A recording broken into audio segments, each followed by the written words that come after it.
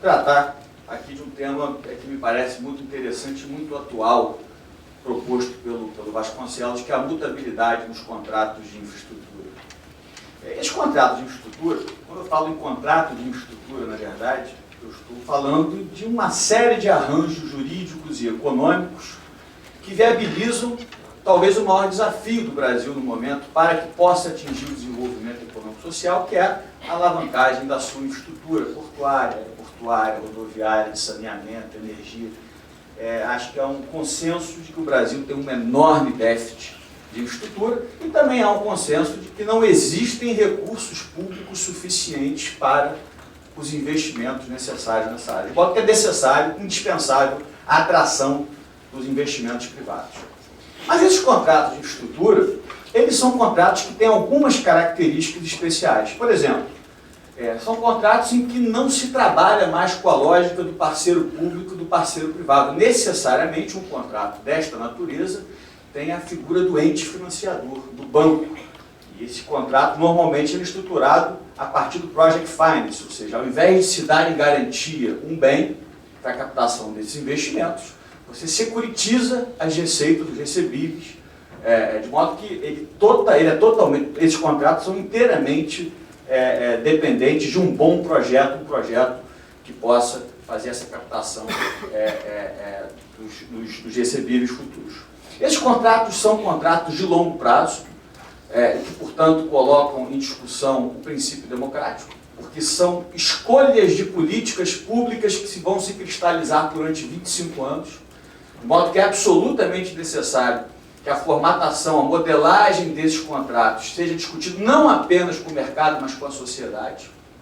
E aí temos os instrumentos das audiências públicas e consultas públicas para isso, porque eles vão influenciar e vão repercutir em decisões que vão ultrapassar, possivelmente, até aquela geração. Portanto, esses contratos têm direta ligação com a ideia de sustentabilidade, numa visão macro do que seria sustentabilidade.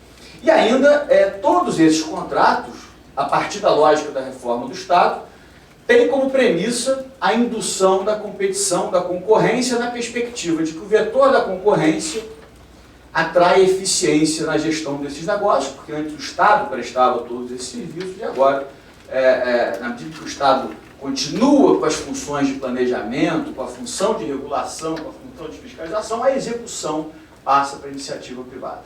De modo que esta eficiência da iniciativa privada será melhor concretizada na medida em que o Estado consiga fomentar a concorrência. Então, a partir dessas ideias, e considerando que esses contratos são, na verdade, as estruturas jurídicas essenciais que dinamizam essa relação entre o Estado e o mercado, eu gostaria de tratar sobre 5 pontos específicos e com maior enfoque na mutabilidade, que é um tema complexo no meu modo de ver, e a mutabilidade está na essência desses contratos, contratos de longo prazo, quer dizer, é absolutamente impossível considerar que uma PPP, que uma concessão comum, uma concessão patrocinada, um contrato de programa, quer dizer, que eles não sofram as influências das circunstâncias econômicas, sociais, políticas. E como é que o direito reage a isso? Será que o direito reage a isso a partir da ideia de alteração de contrato da Lei 8666, do artigo 65, de alteração qualitativa, quantitativa? Será que isso é suficiente para lidar com esses desafios? Ou será que é preciso construir uma metódica própria para instrumentalizar essa mutabilidade? E essa é a minha proposta aqui para trabalhar nessa manhã de hoje. E o primeiro, os cinco aspectos que eu gostaria de destacar em relação a como esses contratos de infraestrutura hoje estão sendo modelados, é a partir da ideia de que este contrato é um contrato regulatório, esse é o primeiro ponto. A mudança profunda na estruturação das obrigações, em que as obrigações deixam de ser preceptivas de condutas e passam a ser preceptivas de resultados. A construção dialógica do contrato, esse contrato não é mais imposto de uma forma unilateral pela administração pública, há um diálogo na construção com a sociedade, com o mercado, a partir de riscos, que é um tema já mais batido e conhecido por todos nós, mas que é absolutamente fundamental e que guarda direta relação com o equilíbrio econômico-financeiro do contrato. E, por fim, a mutabilidade, e esse é o ponto que, evidentemente, que eu vou me deter um pouco mais, com o contributo da análise econômica do direito, ou seja, a percepção de que esses contratos são contratos naturalmente incompletos e que é absolutamente necessário que a governação e a gestão desses contratos sejam instrumentos adequados para trabalhar com a mutabilidade. Aí eu gosto de usar muito uma frase do professor Egon Bockmann que diz que a única certeza que a gente tem nesses contratos é que eles vão mudar. Então é preciso saber como nós vamos reagir, como nós vamos lidar com essas mudanças. Mas a primeira característica dos contratos de infraestrutura é que eles são contratos regulatórios. Contratos regulatórios, e aí dizer que o contrato, como categoria universal do direito, sempre teve uma dimensão reguladora, na medida em que cria e é uma fonte universal de direitos e obrigações de conduta, não há nenhuma novidade. Todo contrato, em alguma medida, regula direitos e obrigações. Mas na perspectiva do direito administrativo e do contrato como instrumento de regulação, que vem sendo estudado por autores britânicos como Collins e Vincent Jones, quer dizer, uma boa doutrina já sobre esse tema, inserem-se na perspectiva de que hoje se governa muito por contrato. Ou seja, o Estado gestor tem uma retração em relação ao Estado contratante, e há uma ideia, uma perspectiva de que o contrato administrativo, especialmente o contrato de infraestrutura, é um mecanismo primacial para concretizar o interesse público. E aí, do ponto de vista, já fazendo uma junção entre o direito da contratação pública e o direito da regulação, é facilmente perceptível que, especialmente no Brasil, grande parte da função regulatória é exercida no momento da elaboração do contrato. Curiosamente, o professor Pedro Gonçalves, catedrático da Universidade de Coimbra, trata desse tema muito bem na perspectiva da dupla regulação. Dupla regulação no sentido de que a regulação não se inicia necessariamente na agência. Em determinados segmentos, eu diria que no Brasil a maior parte, a maior carga regulatória está na elaboração do contrato de concessão, de PPP. É ali que você tem a modelagem inicial a criar um sistema de dupla regulação. A regulação contratual e a posterior regulação por agência. E hoje o grande desafio é como esses mecanismos regulatórios distintos, o contrato e a regulação ex post da agência, vão se coordenar e vão ter algum tipo de racionalização. Essa contratualização no direito brasileiro, ela se acentua pela necessidade de dar segurança jurídica a quem está investindo. Em alguns ordenamentos jurídicos, a fim de concretizar e de viabilizar a mutabilidade, trabalha-se até mais com outros instrumentos, como a autorização, que dão uma certa flexibilidade para o regulador.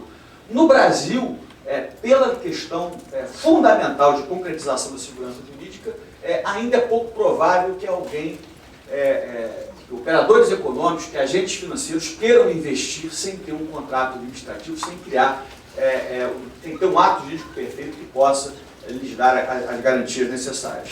Por que essa ideia, essa carga regulatória é mais importante no monopólio natural? Porque ali se faz a regulação substitutiva do mercado.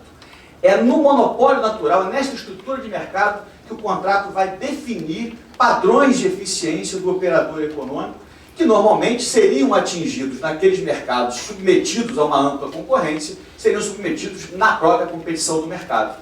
Agora, quando essa estrutura de mercado, que pela questão dos custos fixos, não comporta mais de um operador econômico, é absolutamente indispensável que o contrato faça a regulação substitutiva da competição.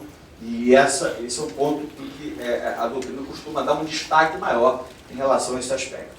Um problema grave que vem acontecendo em relação a esta contratualização da regulação acontece, por exemplo, naqueles mercados, naqueles setores em que não há prévia definição do marco regulatório. Um exemplo claro foi a recente concessão dos aeroportos. Terceiro ponto que notabiliza esses contratos de infraestrutura e que muda profundamente em relação ao direito administrativo que a gente conhecia é a ideia da construção dialógica do contrato. Ou seja, antigamente, e as concessões oitocentistas, todas elas eram caracterizadas pela premissa natural de que a administração pública que detinha a capacidade de estruturar o projeto, de definir como o interesse público seria atingido. E hoje, com a complexidade da vida moderna, com a evolução tecnológica, o Estado não raro se depara com a situação, conforma, na verdade, uma evidência empírica, de que ele não tem condições ou que ele não sabe qual é a melhor solução técnica ou de mercado para uma determinada obra de infraestrutura. Então, ao invés de uma forma unilateral e impositiva, ele definir a licitação, como vai ocorrer, qual é o modo, qual é a técnica a ser utilizada, ele vai ao mercado ouvir antes de realizar a licitação, naquele procedimento que hoje modela grande parte das concessões, chamado PMI, Procedimento de Manifestação de Interesse, que antes do Estado definir, ele escuta o mercado e pode, inclusive, acolher um dos estudos oferecidos por um determinado operador econômico. Muito ao contrário de quem possa imaginar que essa é uma solução brasileira, exclusiva, ou que é uma terceirização da função pública, quero dizer que esse sistema da PMI acontece, já está previsto em vários ordenamentos jurídicos, inclusive no direito comunitário europeu, a gente tem uma modalidade de licitação chamada diálogo concorrencial, que não é para qualquer tipo de objeto, são para aqueles objetos complexos, e que, na verdade, é um processo dinâmico e aberto, em que o Estado interage com o mercado, interage com a sociedade, antes dele, o Estado, definir como o interesse público vai ser operacionalizado. Portanto, abandona-se aquela ideia de que esses projetos são unilateralmente definidos pela administração pública. É evidente que, como qualquer instituto, a PMI precisa ser examinada com muito cuidado e não pode significar jamais uma terceirização do planejamento da ação estatal. Muito ao contrário, interagir com o mercado pressupõe reconhecer já uma natural assimetria de informações e a necessidade do Estado se capacitar, porque senão ele pode efetivamente ficar rendido e vendido em relação aos estudos oferecidos, e para isso o Estado precisa se reorganizar, se reestruturar a sua capacidade de planejamento e de governação das políticas públicas. Não tenho dúvida de que esse sistema da PMI, em que o particular ele participa diretamente da construção dialógica do objeto do contrato, reduz os inconformismos e problemas que podem acontecer a posteriori, como cria uma espécie de solidariedade na execução do projeto, porque ele participou daquela solução. Aquela solução não foi imposta, como muitas vezes acontece nos contratos de empreitada, em que a administração pública elabora um projeto básico, muitas vezes mal feito, e o sujeito participa da licitação oferecendo um determinado valor, mas sabendo que mais à frente vai conseguir um termo aditivo e um reequilíbrio, e aí a gente tem a indústria dos termos aditivos, a indústria do reequilíbrio. Quando o particular participa da execução do objeto, da elaboração do projeto, ele se torna em alguma medida solidário, evitando esse tipo de inconformismo que acontece a posteriori. O quarto ponto, na verdade, que caracteriza, que notabiliza esses contratos de infraestrutura é a ideia de partilha de riscos. É um tema daqueles que há 15 anos, 20 anos atrás a gente não discutia, e hoje, acho que graças à lei da PPP, não se concebe nenhum contrato de infraestrutura sem uma matriz de risco, um anexo em que você vai ter basicamente a divisão de riscos, qual é o risco do parceiro público, qual é o risco do parceiro privado, risco esse que não é distribuído de forma aleatória no contrato, muito ao contrário, ou seja, quem tem a melhor capacidade de gerenciar esse risco, quem tem a melhor capacidade de prevenir o risco, na verdade, é um evento previsível, só que incerto. Ao contrário da incerteza. A incerteza se caracteriza exatamente pela imprevisibilidade. O risco não, o risco é uma possibilidade que aquela circunstância aconteça, e o contrato já trabalha com essa possibilidade, alocando esses riscos entre as partes que melhor tenham capacidade gerencial. Portanto, o risco político. De quem é o risco político? Esse risco tem que ser um risco da administração, evidente, porque são contratos que perpassam mandatos, são contratos que têm que trabalhar com a questão do princípio democrático. De quem é o risco cambial? De quem é o risco geológico? De quem é o risco da evolução tecnológica? De quem é o risco da demanda? Ou seja, são todas questões que devem ser tratadas nesta matriz de risco, não numa perspectiva, repito, de distribuição aleatória, mas alocando para aquele parceiro que melhor tem a condição de gerenciar, e mais do que isso, para aquele parceiro que melhor tem a condição de não repassar esse custo a terceiros, especialmente para os usuários. Numa estrutura de modelagem de Project Finance, em que você não tem só o contrato de infraestrutura, uma Project Finance, uma estruturação desse tipo de contrato, você tem contratos societários, você tem contratos financeiros, contratos de seguro, contratos de aquisição de equipamentos. A matriz de risco, na verdade, ela não se insere só nesse contrato, se insere no plexo e que envolve essa rede coligada de contratos que é o Project Finance. E acho que o mais relevante disso tudo, também um tema, repito, muito bem trabalhado na obra do professor Maurício Portugal, é a questão de vincular a diretriz de matriz de risco com o equilíbrio econômico e financeiro do contrato. Todos sabem que uma das maiores dificuldades em matéria de contrato administrativo, especialmente de infraestrutura, é como correlacionar, como fazer um reequilíbrio a partir das circunstâncias que ocorram durante a execução do contrato. E na medida em que se tem uma matriz de risco vinculada ao equilíbrio econômico e financeiro do contrato, fica muito mais fácil. Ou seja, aconteceu o risco político, eu reequilibro o contrato a favor do particular. Aconteceu o risco geológico, ele assume e o contrato pode ser, inclusive, reequilibrado a favor do parceiro público. Ou seja, instrumentaliza uma das grandes dificuldades que sempre se teve no direito administrativo da infraestrutura, que é como compatibilizar essa questão do equilíbrio econômico-financeiro na prática, que são processos complexos, são processos longos, e que o direito e os órgãos reguladores precisam dar resposta a tempo e a hora. E a quinta característica, essa que eu vou, para finalizar, gastar um pouquinho mais de tempo, é a questão da mutabilidade. Como o direito administrativo, e esse é um tema que tem ocupado os meus estudos, inclusive acadêmicos, como o direito administrativo lida com a necessária segurança jurídica que tem que se dar nesses contratos duradouros, nesses contratos de longo prazo, com a absoluta certeza de que tudo vai mudar. O professor Egon Gottman tem essa frase que diz: a segurança advém da certeza da mudança. Diz ele ainda, para ser estável tem que ser mutável. Ou seja, e aí, este tema da mutabilidade, que é um princípio que praticamente permeia toda a ideia de contrato administrativo na França que nós herdamos, sempre esteve ligado com a ideia de que a mutabilidade precisa ser um instrumento de adequação ao interesse público. O interesse público é mutável, portanto o contrato precisa ser instrumentalizado para viabilizar essa mutabilidade.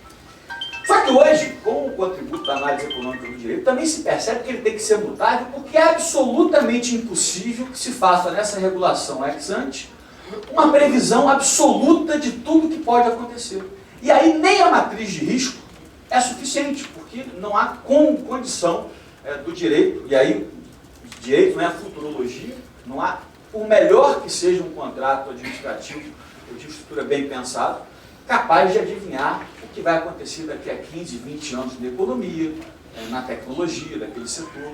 Portanto, eu costumo dizer que, na verdade, o grande desafio é criar uma metódica de mutabilidade. Como a mutabilidade se relaciona com os princípios da boa-fé, da motivação, da segurança jurídica, da confiança legítima?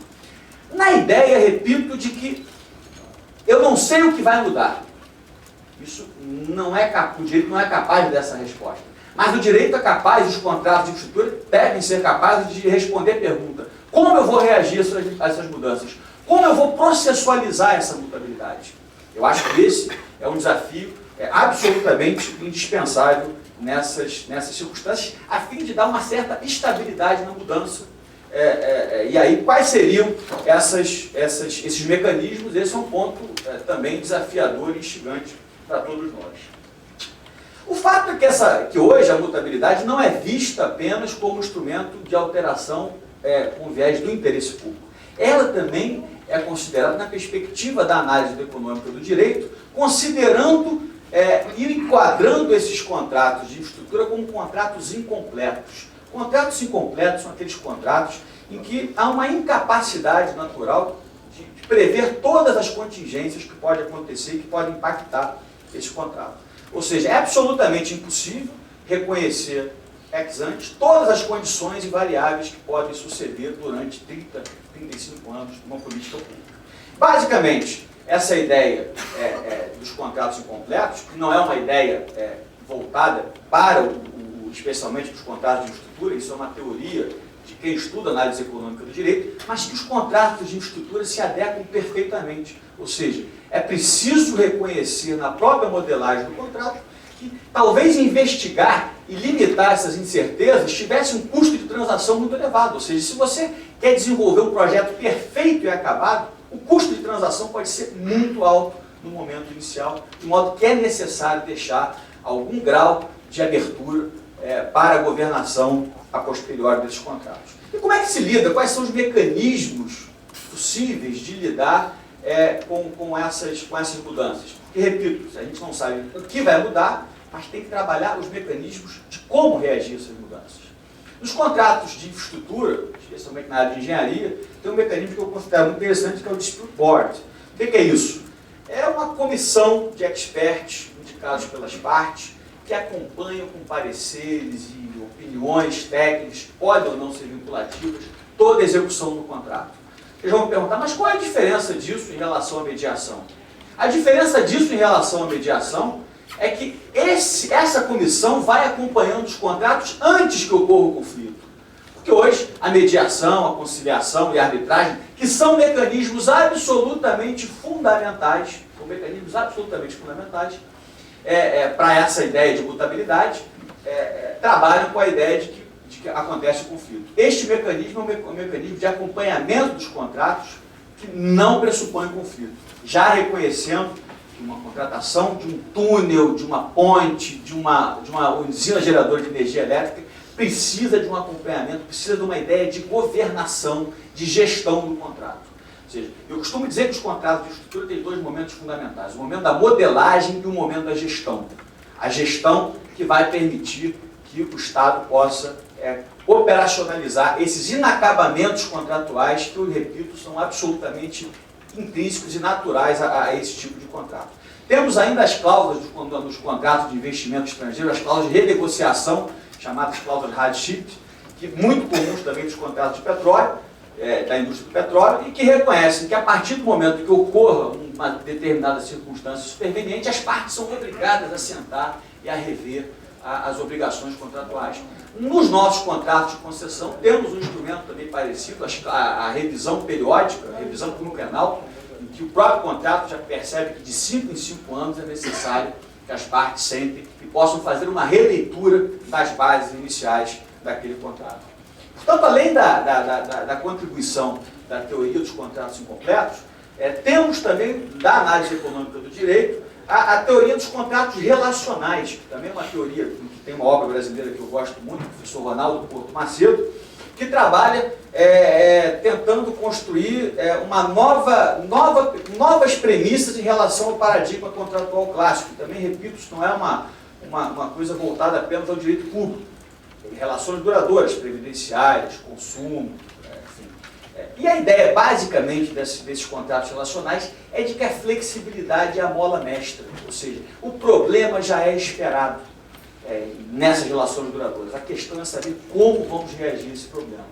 E o que essa teoria traz de interessante para o direito administrativo é exatamente a ideia de que nesses contratos, que se caracterizam por uma espécie de parceria, é absolutamente necessário que sejam orientados pelos princípios da confiança legítima, da boa-fé, da solidariedade, da colaboração recíproca. Em Portugal, por exemplo, tem um princípio do Código de Contratação Pública chamada colaboração recíproca, que evidentemente, é uma decomposição da boa-fé, da confiança legítima, mas que mostra que, na medida em que as partes colaborarem e forem parceiras, melhor será o contrato executado. Ou seja, que afasta o que hoje a gente tem no Brasil de uma relação perversa entre poder concedente e concessionário, em que ambos, muitas vezes, trabalham na perspectiva de um comportamento oportunista que não colabora para a execução do contrato. Aqui, mais ou menos, a ideia de que, se cada um fizer a sua parte, a partir da premissa da boa-fé, da solidariedade, ambos terão ganhos, portanto, ganhos econômicos.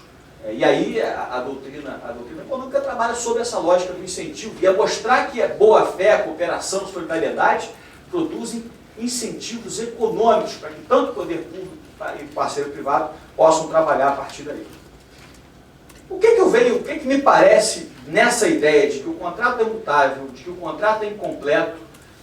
Aí é que eu acho que no sistema de dupla regulação a agência reguladora tem um papel fundamental. A agência reguladora, eu dizia no início que o sistema de dupla regulação começa com um contrato sendo formatado e depois quem vai cuidar dessa mutabilidade, das circunstâncias que vão ocorrer naturalmente durante a execução do contrato é a agência reguladora, naqueles mercados em que a gente tem uma agência reguladora tutelando esses valores.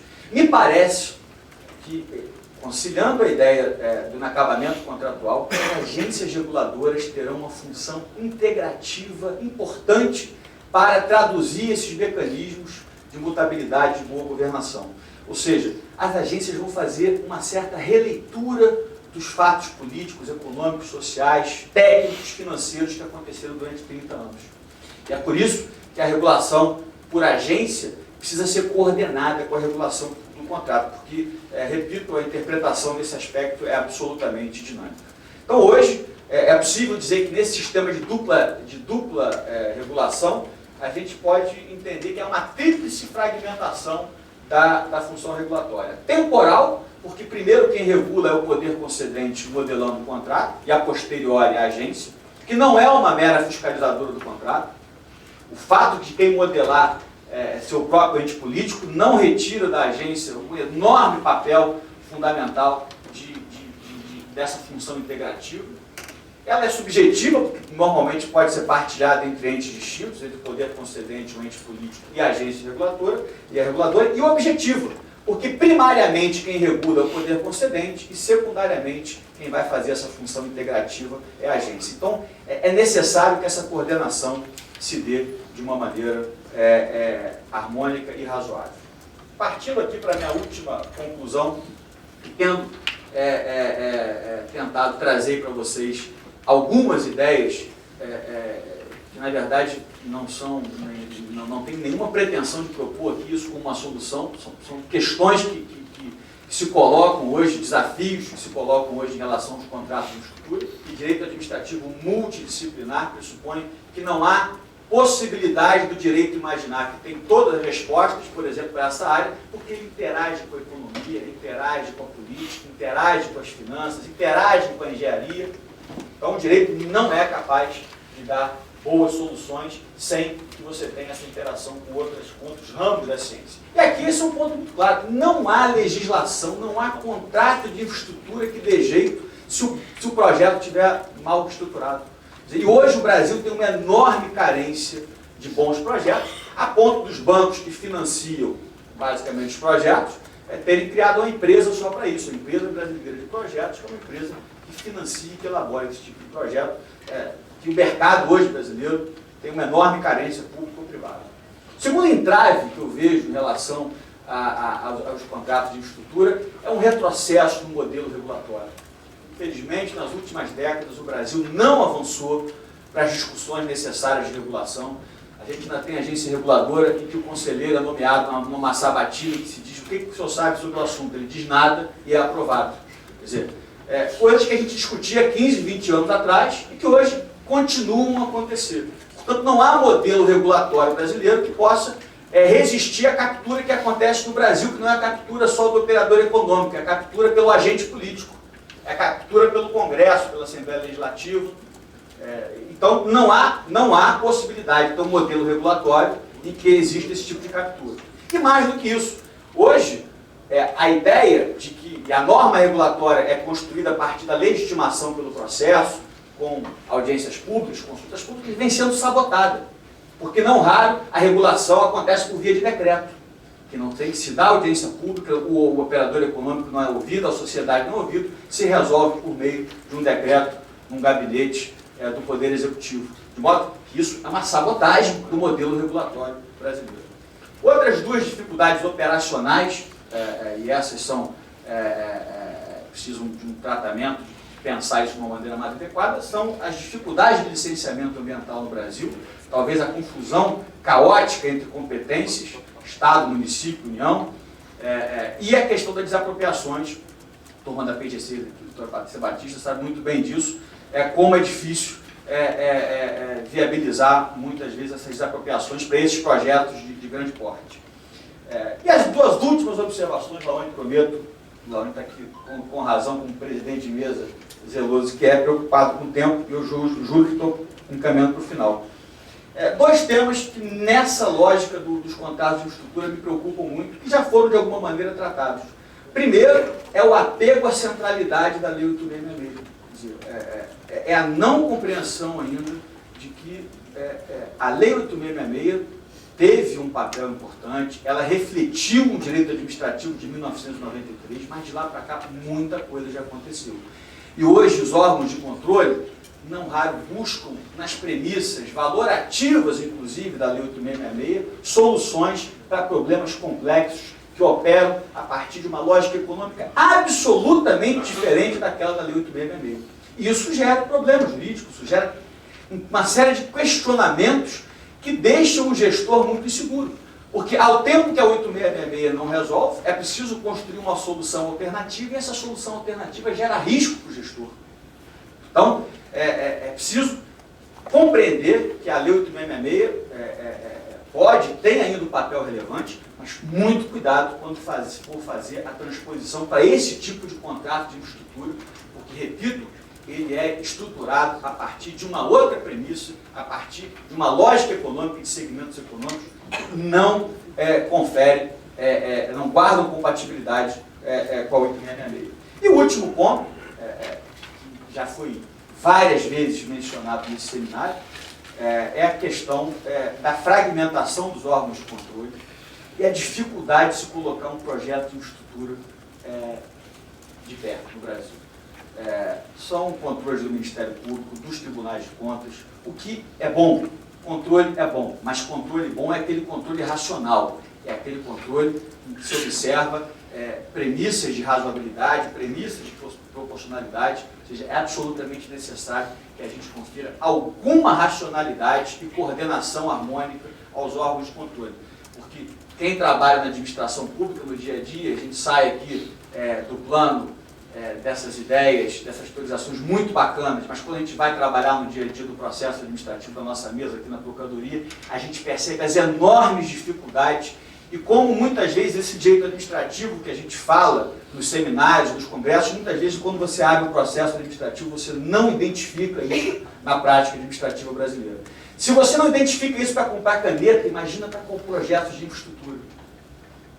Porque, repito, ainda trabalhamos com a lógica daquilo que o professor Carlos Ari chama do direito administrativo dos clipes, e que não é a mesma lógica do direito administrativo dos negócios, operam a partir de premissas completamente diferentes. Enfim, eram essas as minhas observações, agradeço imensamente a atenção que me ouviram, e mais uma vez parabenizo aí o IDAERJ, a Procuradoria-Geral do Estado, pela iniciativa de fazer um congresso, repito que é um congresso que tem no afeto a sua característica principal, o improviso. Vasconcelos brincava com o Congresso Mambembe, e é mesmo. O IDAERJ surgiu de um ato de afeto, de tentar trazer novos talentos, e esse é o objetivo da gente, fazer essa discussão de uma maneira muito simples e sincera. Muito obrigado a todos.